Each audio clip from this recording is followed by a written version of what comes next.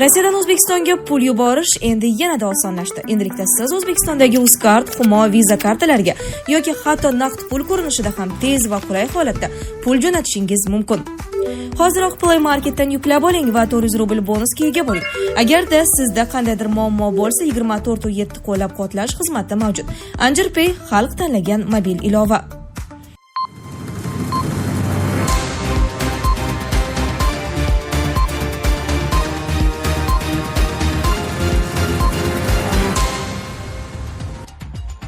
Eronda yana hukumatga qarshi chiqishlar boshlandi. Epstein hujjatlarida insoniyatga qarshi jinoyat alomatlari bor. BMT ekspertlari. Rossiya Ukraina muzokaralari Medinskiy tufayli to'xtab qoldi. Akyos Medinskiy qanday shart qo'ymoqda? Akyos oshkor qildi. AQSh Eron muzokaralari fonida harbiy kuch namoyish qilmoqda. Trampning ikki yoqlama siyosati boshlandimi? Ukrainada qancha o'zbekistonlik migrant borligi aytildi. Uyat atamasi ortidagi diplomatik zarba Zelenskiy Orbanga nimani eslatdi? Hillary Clinton Trump ma'muriyatini Epstein fayllarini yashirishda aybladi. Eronda yana hukumatga qarshi chiqishlar boshlandi. Eronda seshanba 17 fevral kuni qattiq bostirilgan hukumatga qarshi namoyishlar vaqtida halok bo'lganlar xotirasi yodga olindi. Bir necha shaharda xotira tadbirlari o'tkazildi. Eron xavfsizlik kuchlari bilan yangi to'qnashuvlar ham kuzatildi deb xabar beradi AFP agentligi. Abadonda to'planganlar qo'llarida gullar va halok bo'lganlarning suratlarini ushlab, Xameneiga o'lim va shoh yashasin degan shiorlarni hayqirgani ijtimoiy tarmoqlardagi kadrlarda ko'rinib turibdi. AFP yozishicha, Abadondan olingan boshqa bir videoda o'q tovushlari ostida odamlar sarosima bilan har tomonga qochayotgani aks etgan. Mashhadda esa olomon bir odam o'ldirildi, uning ortida minglab odamlar turibdi degan shiorini aytgan. Eron hokimiyati Tehrondagi Imom Humayniy masjidida namoyish qurbonlarini xotirlash uchun rasmiy marosim o'tkazdi. Unda ishtirokchilar Eron bayroqlarini silkitgan, halok bo'lganlarning portretlarini ushlab olgan va Amerikaga o'lim, Isroilga o'lim degan shiorlarni aytgan. Tartibsizliklarning tashabbuskorlari va terroristlarni qo'llab-quvvatlaganlar jinoyatchilardir va oqibatlariga duch keladi deb iqtibos keltiradi Kani so'zlarini Eronning Tasnim agentligi. Epstein hujjatlarida insoniyatga qarshi jinoyat alomatlari bor. BMT ekspertlari. AQShda jinsiy zo'ravonliklar sodir etgan jinoyatchi Jeffrey Epsteinga oid ochiqlangan millionlab hujjatlar global jinoiy tashkilot mavjudligini ko'rsatadi va bu harakatlar insoniyatga qarshi jinoyatlar darajasiga yetishi mumkin. Bu haqda MMT Inson huquqlari kengashi tomonidan tayinlangan mustaqil ekspertlar guruhiga tayanib The Guardian xabar berdi. Ekspertlarning ta'kidlashicha, AQSh Adliya vazirligi tomonidan e'lon qilingan hujjatlardagi jinoyatlar irqchilik, korrupsiya va ayollarga nisbatan keskin nafrat fonida sodir etilgan. Ular bu jinoyatlar ayollar va qizlarni buyumga aylantirish hamda ularning insoniy qadr-qiymatini yo'qotishni ko'rsatishini aytishdi.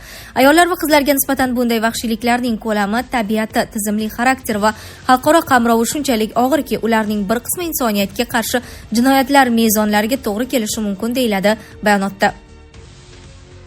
Ekspertlar hujjatlardagi ayblovlar mustaqil, puxta va xolis tergovni talab etishi, shuningdek, bunday jinoyatlar qanday qilib uzoq vaqt sodir etilganini aniqlash uchun surishtiruv o'tkazilishi kerakligini ta'kidladi. Noyabr oyida AQSh Kongressi tomonidan ikkita partiyaning keng qo'llab-quvvatlashi bilan qabul qilingan qonun Epstein aloqador fayllar nomiga e'lon qilishni talab qildi. BMT ekspertlari hujjatlarni e'lon qilish jarayonida jiddiy protsessual xatolar va noto'g'ri tahririy o'zgartirishlarga yo'l qo'yilganidan xavotir bildirdi. Sababi bu holat jabrlanuvchilarning shaxsiy ma'lumotlari oshkor bo'lishiga olib kelgan. Hozirgacha e'lon qilingan hujjatlarda 1200 dan ortiq jabrlanuvchi aniqlangan. Ma'lumotlarni to'liq oshkor qilmaslik yoki tergovni doirasini kengaytirmaslik ko'plab jabrlanuvchilarning ruhiy jarohatlanishiga olib keldi va ular buni tizimli aldov deb ta'riflamoqda, dedi ekspertlar. Bu holat hayot sifatiga ta'sir qilyaptimi? Oilaviy hayotda zaiflik, stress va ishonchsizlik olib kelyaptimi? Vulkan erkak kuchi va ishonchining yangilangan manbai. Prostata bezi adenomasi, surunkali prostatitdan qutulishga yordam beruvchi ishonchli formula. Atigi 5-7 kun ichida natijasini sezasiz. O'zingizni yengil va ishonchli his eting. Vulkan, siz izlagan tabiiy yechim. Rossiya Ukraina muzokaralari Medinskiy tufayli to'xtab qoldi. Akyos Medinskiy qanday shart qo'ymoqda? Jenevada 17 fevral kuni bo'lib o'tgan Rossiya-Ukraina muzokaralari boshi berk ko'chaga kirib qoldi. Bu haqda vaziyatdan xabardor ikki manbaga tayanib Axios xabar berdi. Manbalarga ko'ra, bunga Rossiya delegatsiyasiga avvalgi bosqichlardan farqli ravishda harbiy rahbarlar emas, balki Rossiya prezidenti maslahatchisi Medinskiy boshchilik qilgani sabab bo'lgan. Aynan u bildirgan pozitsiyalar tufayli muzokaralar to'xtab qolgani aytilmoqda. Interfax'ning Rossiya tomonidagi manbasi qariyb 6 soat davom etgan uchrashuvni juda keskin deb atagan. Muloqot Rossiya-AQSh, Rossiya-Ukraina va Rossiya-AQSh-Ukraina formatida o'tkazilgan. Zelenskiy Axiosga bergan intervyusida Medinskiy ham Rossiya prezidenti Vladimir Putin kabi urushning tarixiy ildizlari haqida falsafa qilishni yaxshi ko'rishini aytgan. Bunday holatga vaqtimiz yo'q. Biz bir qarorga kelishimiz, bu urushni tugatishimiz kerak, deya ta'kidladi Zelenskiy. Muzokaralarning 3-raundida asosiy mavzu hududiy masala bo'lishi kutilmoqda. AQSh Ukraina bilan Rossiyaga hududiy yon berish masalasini referendumga qo'yish ehtimolini muhokama qilgan bo'lishi mumkin. Shu bilan birga Ukrainada prezidentlik saylovlari o'tkazilishi ehtimoli ham bor. Ukrainada qancha o'zbekistonlik migrant borligi aytildi. Ukrainada 2024-yilda 700 nafar O'zbekiston fuqarosi mehnat ruxsatnomasini oldi. Bu haqda Union xabar berdi. Ma'lum qilinishicha, 2025-yilning noyabrida Ukrainaga Janubiy Osiyoda joylashgan musulmon davlati Bangladeshdan mehnat muhojirlari kela boshlagani xabar qilingan edi. Mutaxassislar ma'lumotiga ko'ra, Zakarpatiyada 150 nafar bangladeshlik ishlayotgan yog'ochni qayta ishlash korxonasi faoliyat yuritmoqda. Migratsiya siyosati ofisi rahbari Vasiliy Vaskoboynik Union agentligiga bergan intervyusida yaqin 10 yil ichida Ukrainaga 4,2-4,6 million ishchi kuchi yetishmasligi mumkinligini aytgan. 2025 yil kuzida Xalqaro mehnat tashkiloti vakili esa bu raqam 8,6-8,7 milliongacha yetishi mumkinligini bildirgan. Ekspertning ta'kidlashicha, Ukrainada har yili tug'ilganlar soni vafot etganlardan qariyb 300 ming nafarga kam. Shu bois aholi sonini barqaror saqlash uchun har yili kamida 300-400 ming kishi jalb qilinishi kerak. Axios oshkor qildi. AQSh-Eron muzokaralari fonida harbiy kuch namoyish qilmoqda. Trampning ikki yoqlama siyosati boshlandimi? AQSh so'nggi 24 soat ichida Yaqin Sharqqa 50 dan ortiq F-35, F-22 va F-16 qiruvchi samolyotlarni tashladi. Bu haqda Axios AQSh rasmiylari orasidagi manbaga va ochiq manbalardan olingan ma'lumotlarga tayanib yozdi. 17 fevral kuni Jenevada Amerika-Eron muzokaralari raundi yakunlandi. Ummon tashqi ishlar vazirining so'zlariga ko'ra, uchrashuv umumiy maqsadlar va tegishli texnik masalalarni aniqlashda sezilarli siljish bilan yakunlandi. Amerikalik amaldorning Axiosga aytishicha, tomonlar taraqqiyotga erishgan, ammo hali ko'plab tafsilotlarni muhokama qilish kerak. Eron 2 hafta ichida AQShga batafsil taklif bilan chiqishga va'da berdi, dedi nashr suhbatdoshi. Eron tashqi ishlar vaziri Abbos Aroqchining ma'lum qilishicha, tomonlar ehtimoliy kelishuv loyihalari ustida ishlash, ishlanmalarni almashish va muzokaralarning keyingi bosqichi sanasini belgilashga kelishib olgan. The Wall Street Journal ma'lumotlariga ko'ra, Eron delegatsiyasi AQSh bilan muzokaralar chog'ida uranni boyitishni to'xtatishga, o'z zaxiralarining bir qismini boshqa davlatga o'tkazishga va Amerika tomoni bilan ishbilarmonlik aloqalarini boshlashga tayyorligini bildirgan.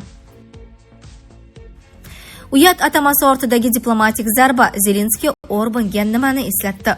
Vladimir Zelenskiy Myunxenda o'tkazilgan nufuzli Munich Security Conference doirasida taqdirlandi va bu yilgi mukofot ramziy ma'noda butun Ukraina xalqining matonati, qarshilik ruhiga bag'ishlangani alohida ta'kidlandi. U sahnaga ko'tarilar ekan, so'nggi 2 yil ichida mamlakati boshdan kechirayotgan og'ir sinovlar, front ortidagi millionlab insonlarning sabr-toqati hamda Yevropa davlatlarining siyosiy va harbiy ko'magi haqida so'z yuritdi.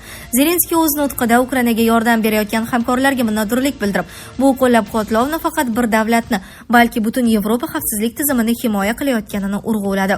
U Yevropa birdamligi masalasiga alohida to'xtalib, qit'a kelajagi prinsipial qarorlar va qadriyatlarga sodiqlik bilan belgilanayotganini qayd etdi.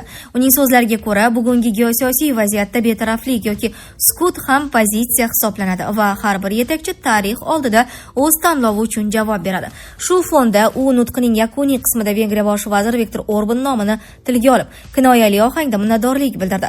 Zelenskiy Orbanning pozitsiyasi Yevropadagi boshqalarga ibrat bo'layotganini, chunki hech kim uyat so'zining ma'nosini unutgan odamga aylanishni istamasligini ta'kidladi.